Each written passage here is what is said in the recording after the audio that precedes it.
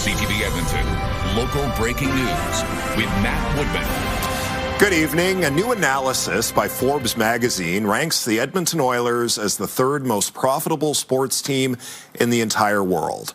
A local economist says revenue from recent playoff runs paired with maturing ice district real estate are likely factors that put the Oilers in company with the Dallas Cowboys, LA Rams, and Manchester United.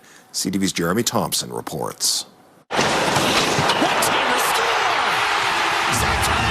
The Oilers have done a lot of winning in the last 5 years, and that translates to big money for the franchise. The longer that the Oilers go in the playoffs, the more they go from being unprofitable or marginally profitable to being super profitable. According to Forbes, the Oilers are among the most profitable sports teams in the world. Through scouring public documents and consulting with insiders, it estimates the Oilers earned $244 million in pre-tax profit last year.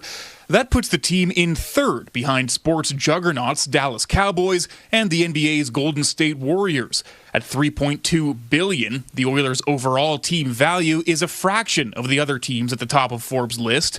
That trend continues as you move down the rankings. Popular clubs like the Maple Leafs, Manchester United, and the New York Rangers are all worth more than the Oilers, but earn less. I was surprised they were up that high in a list that encompasses as many teams that it did. I mean, even F1 teams. Radio host Reed Wilkins says the numbers reflect a dedicated fan base, despite common complaints about beer and ticket prices. It's something that people want to engage in, and one way to do that with your favorite pro sports team is to spend money on loving them. Forbes estimates the Oilers' overall value has skyrocketed in the last decade, from less than $500 million in 2016 to more than $3 billion now. The numbers roughly track with the Oilers' success at Rogers Place. All of a sudden, the team takes off, becomes successful. Ticket prices skyrocket because it's a new arena in an exciting place. And then, of course, the last 2 years of going to the Stanley Cup final is just free money. This economist thinks the team's value is closely tied to owner Daryl Cates' stake in Ice District, though the article's authors say their estimates reflect the economics of each team's stadium, including revenue from concerts and other non-sports events, but they do not incorporate the value of the stadium real estate. No matter the reason, Wilkins believes the Forbes ranking earns Oilers fans a little pride. I mean, for little old Edmonton, right? We still have a bit of that complex, like, hey, look at us, look at us. This is definitely a look at us moment. Jeremy Thompson, CTV News, Edmonton. The federal and provincial governments say more than 80,000 rural homes in Alberta will have access to high-speed internet by the end of the year. CTV's Connor Hogg reports they say faster access will make a big difference for people who live outside big cities. In rural Alberta, long distances, as we know, are a part of our lives, but being cut off shouldn't be. Federal and provincial governments are confident high-speed internet will reach all corners of rural Alberta by the end of the decade. 27 projects are expected to expand access to more than 82,000 homes by this time next year. This is something that the federal government and the provincial government have in common, and so I want to say a big thank you to the federal government for joining us in this important initiative. The federal government says it's planning a combination of wireless towers and fiber lines, with low-orbiting satellites allowing them to reach the most difficult areas.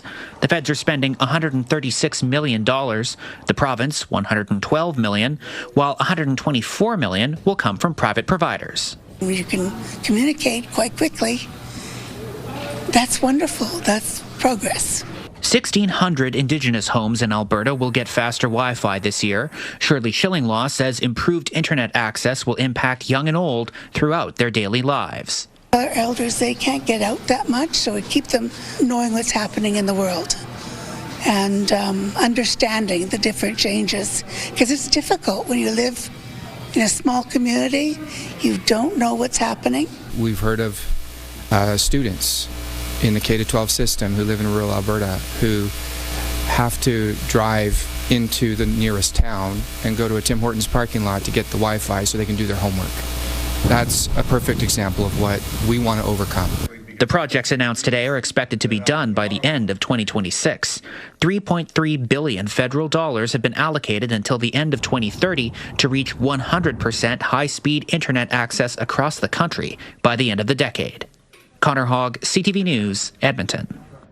A Northern Alberta MLA who was expelled from the UCP caucus last year has decided against joining the newly named Progressive Tory Party. Lesser Slave Lake MLA Scott Sinclair became an independent after speaking out against the UCP government's budget. He joined the Alberta Party last summer to work with Peter Guthrie, who was also kicked out of UCP caucus for criticizing the government's handling of health contracts. Since then, Guthrie has become party leader and has renamed the Alberta Party the Progressive Tory Party. Sinclair now says he will remain as an independent in order to, quote, speak plainly, advocate freely, and work constructively with anyone regardless of political stripe when it benefits our region, end quote. Edmonton police are looking for a man wanted in connection with an aggravated assault that sent a woman to hospital. 29-year-old Nicholas Morin is wanted on multiple outstanding warrants.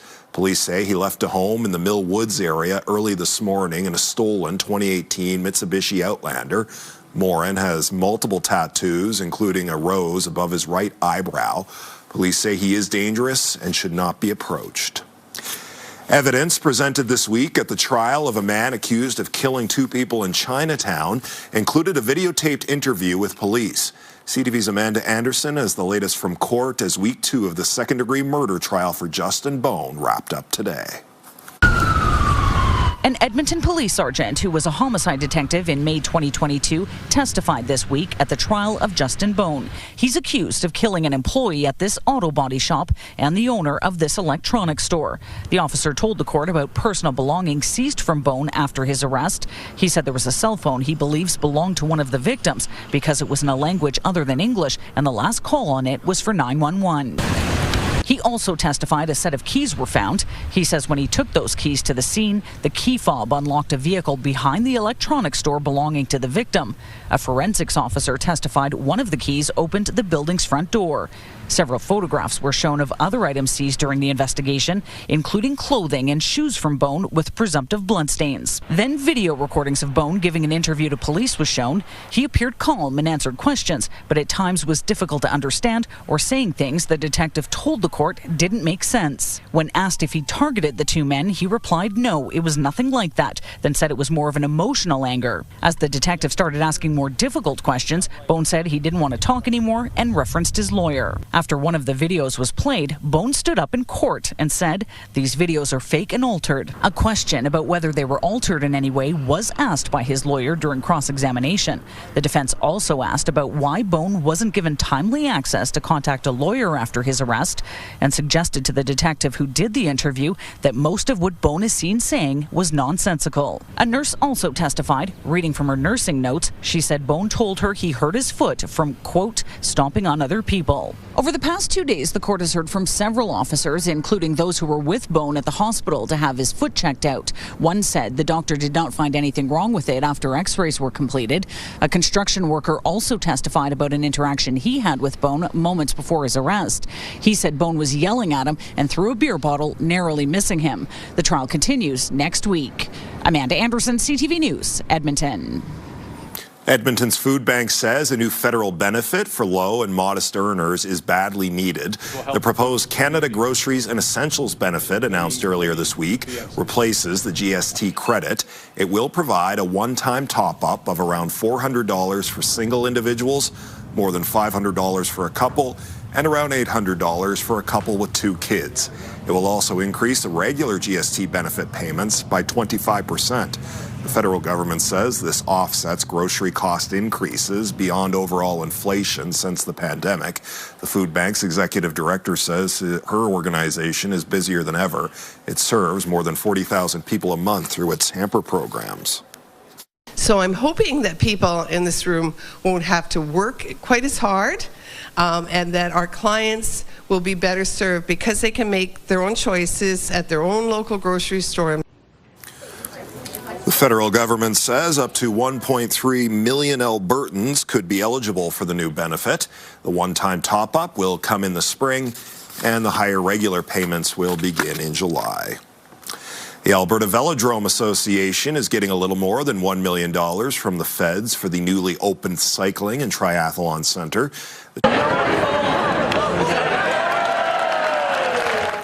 The training center is located within the Coronation Park Sports and Rec Center.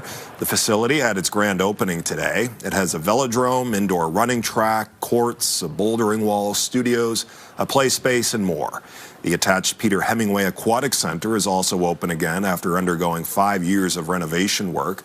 The facility is the first in North America where people can train for triathlons year-round. This will result in Edmonton having some of the very best in sport, all the way up to the Olympic level. This will drive significant economic impact for our region. Riders are already raving about the speed and smoothness of this track. The 178,000 square foot facility costs $153 million to build. The next major rec center set to open in Edmonton will be in Lewis Farms on the West End. It's expected to open in about 2 years' time. The Edmonton Renovation Show is back at the Expo Centre this weekend with hundreds of new products available for homeowners to explore. From microfiber doormats to premium knives, organizers say there's a little something for everybody. CTV's Merrick DeCash has more. Hundreds of items are on display at this year's Renovation Show, from landscaping vehicles and roofing tiles to knives and doormats. Everyone has a regular front and back door mat, but they don't stop all the dirt from coming in, where this mat is 60% cotton, 40% microfiber, so it stops everything from coming in your house. Alan McNeil's company, Miracle Mat, is based in Vancouver. He says the Edmonton Renovation Show is a wonderful environment for products that need to be demonstrated. You can't hang a mat like this in a retail store beside a cheaper mat, because people think a mat's a mat, but it's not. Ours are completely different. People can browse more than 200 booths to find exactly what they need or get a little inspiration. It's really a great one-stop shop to start your projects off in January. That's really the best time to get going. We're looking for tiles and backsplashes for our kitchen when we get it redone. I'm looking for a lovely new dishwasher because I'm tired of being the dishwasher. My house is like 20 years old, and I haven't been here for a long time, so a lot more stuff this year that I can see. The Renovation Show runs at the Expo Centre through Sunday evening. Merrick DeCash, CTV News, Edmonton. Legendary Canadian actress Catherine O'Hara has died. She was 71. Many people know her from her roles on Schitt's Creek, Home Alone, and most recently The Studio. She also got her big break on a show with a connection to Edmonton. Oh, go ahead, enjoy the love you have. As long as I'm here to entertain you. O'Hara was born in Toronto in 1954 as the second youngest of 7 children. After graduating high school, she took a job as a waitress at the Second City Theatre in Toronto, where she was lucky enough to watch legendary actors like Dan Aykroyd and Gilda Radner. She joined the company in 1974, sharing the stage with Eugene Levy. In 1976, the theatre began its own TV show called Second City Television, or SCTV, where O'Hara was a staple on the program. SCTV is part of Edmonton lore, of course. The show was shot here for nearly 2 years. Coming up next on CTV News, why it will cost you more to go camping in British Columbia this summer. Also just ahead, a local rapper becomes only the 3rd person from Edmonton to be nominated for Best Rap Album at the Junos. To be able to get some recognition, especially for Edmonton, it feels really good. Good evening, folks. Another warm day today. We get up to 2 degrees for a daytime high. We'll be even warmer tomorrow, but there's going to be some ice on roads and sidewalks in central and northern Alberta. Talk more about the freezing rain in just a few minutes. Monday on Your Morning, how to make the most of our longer lives. Edmonton's own best-selling author Carl Honore talks about living bolder as we get older. See you at 6. Your Morning Edmonton, weekdays.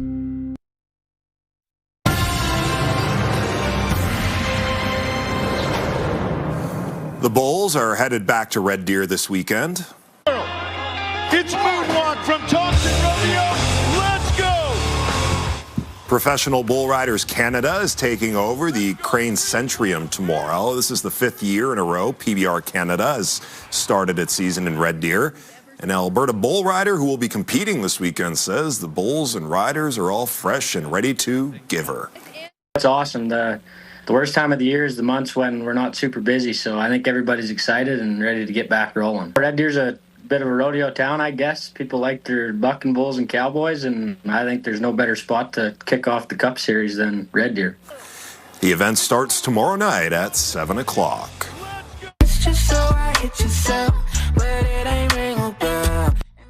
Local rapper Arden is nominated for Best Rap Album at this year's Juno Awards. The Junos, of course, celebrate the best in Canadian music. Arden is one of the 3 Edmonton artists ever nominated in this category. He told CTV Your Morning he doesn't come from a musical background. When I was like 16 years old, I just started writing music, and I don't know really where it came from, but I just kept going with it. I used to play drums in a church, and then I went on to guitar, but I quit guitar and then ultimately just found my thing with just writing music and recording music. The music grind it's a really hard game, you know, and it takes a lot of patience, and it takes a lot of, you know, just putting your 10,000 hours in. So to be able to get some recognition, especially for Edmonton, it feels really good. The Junos will be handed out March 29th in Hamilton, Ontario.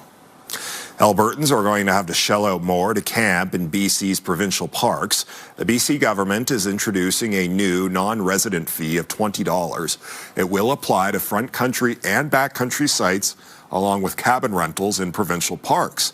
BC Parks says it's seeing record levels of use, and the fees will help maintain facilities. 59 high-use parks will also be charging more for camping during the peak summer season. No one knows for sure when people from Banff first hiked up Mount Norquay to ski down it.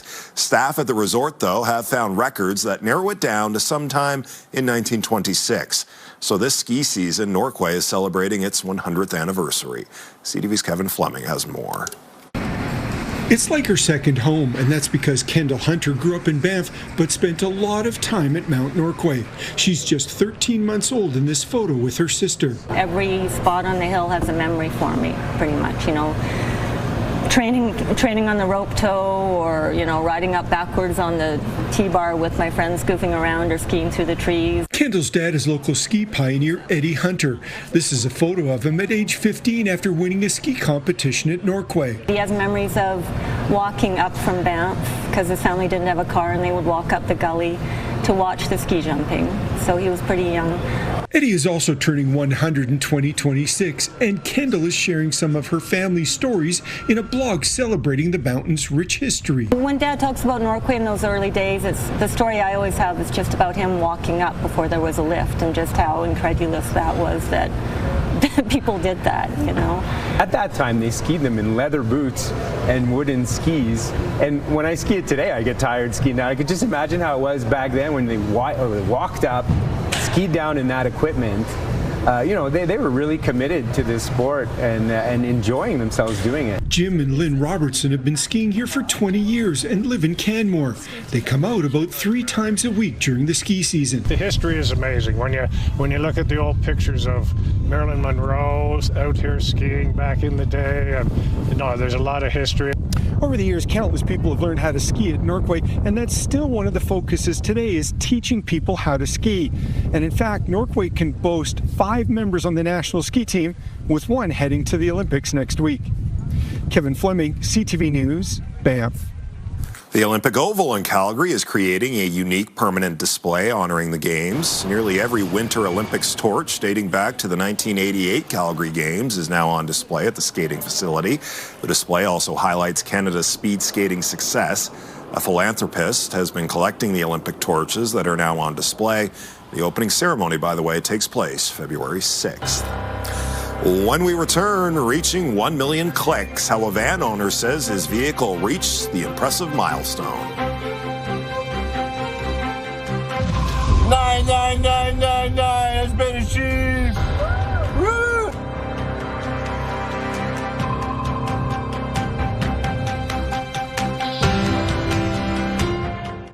Programming brought to you by James H. Brown Injury Lawyers, the heavy hitters of injury law. Welcome back. -9 this morning, 2 degrees for a daytime high today, so 7 degrees warmer than average. We'll be about 10 degrees above average tomorrow. You can see the freezing rain is making its way through east central Alberta. Further north, we've got some snow, several centimeters of snow for parts of north and northeastern Alberta right into tomorrow morning. Here in the Edmonton region, we'll actually see a little bit of clearing, and in behind this system that's given us the precipitation, we're expecting some fairly gusty conditions through the overnight and through the first half of the day tomorrow, about 15 gusting to 30, maybe 40 kilometers per hour. That should taper off in the afternoon.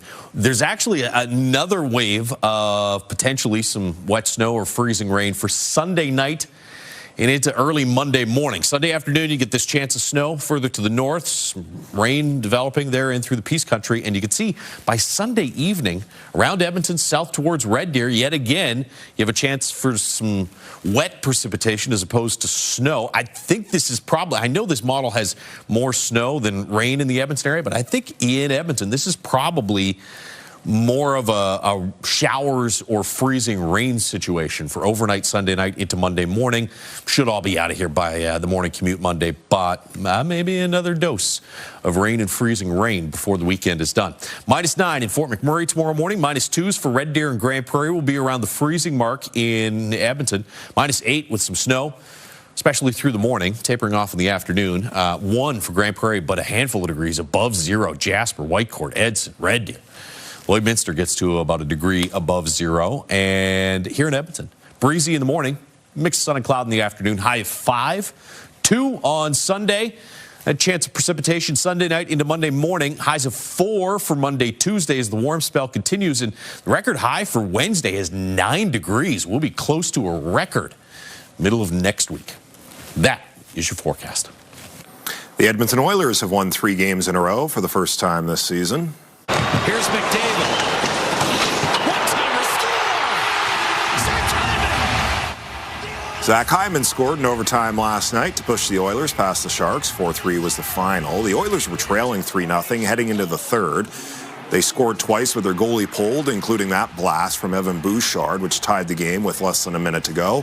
4 months and 55 games into the season, the team has finally won 3 consecutive games. It was not a great game from us, obviously. So I guess it was going to take a game like that, like an ugly one, to just get over the hump there.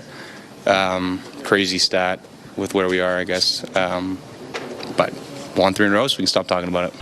The Oilers face the Minnesota Wild tomorrow night at Rogers Place at 8 o'clock.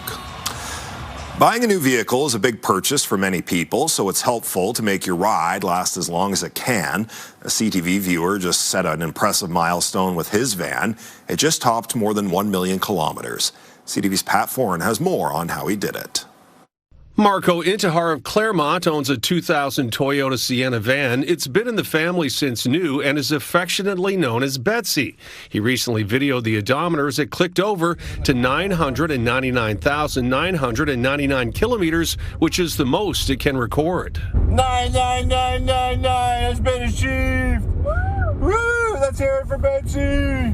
For Intihar, it was a family goal to hit the million mark. It's unreal. It really is. I think when you do some research, how many vehicles have actually gotten to 1 million kilometers, that aren't big semis or whatever, it's just astounding. Starts up every time first there. We first met Intihar 4 years ago when his van had just clicked over to 930,000 kilometers. Bam! Love it. Transmission level looks good. He says his father believed in following the maintenance schedule closely, especially oil changes. You just got to give her the love. Don't go past your oil changes. Another reason we did the story, it's still on its first drivetrain. It has the original engine and transmission. Intihar says his parents put on most of the 1 million kilometers driving to polka festivals all over North America. They would take lots of trips down south, Florida, wherever there was a polka festival, they would go. To get this kind of mileage, Consumer Reports says start with a reliable vehicle and keep it well maintained. Routine maintenance is definitely key to longevity.